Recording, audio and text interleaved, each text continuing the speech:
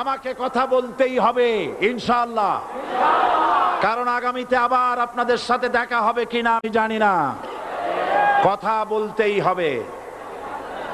বসেন, কেউ দাঁড়িয়ে থাকবেন না।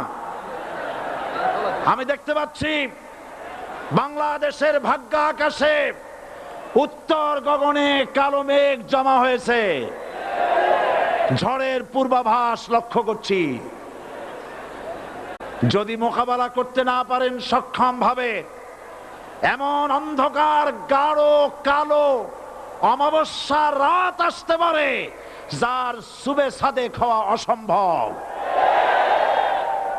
সুতরাং আপনারা কি কাপুরুষের মতো কাফের মুশরিকদের গোলামি করে মরতে চান?